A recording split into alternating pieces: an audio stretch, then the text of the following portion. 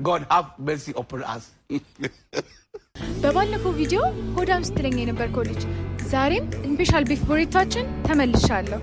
ጊቫዌም ስለሚኖረን እስከ መጨረሻው ድረስ ከኛ ጋር ቆዩ።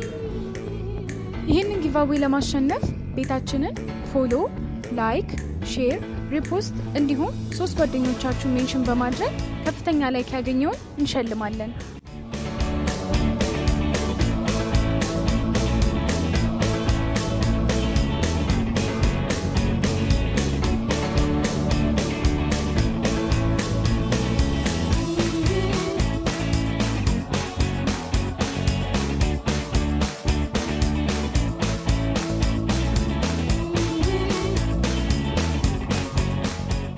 Go Foodios ነን።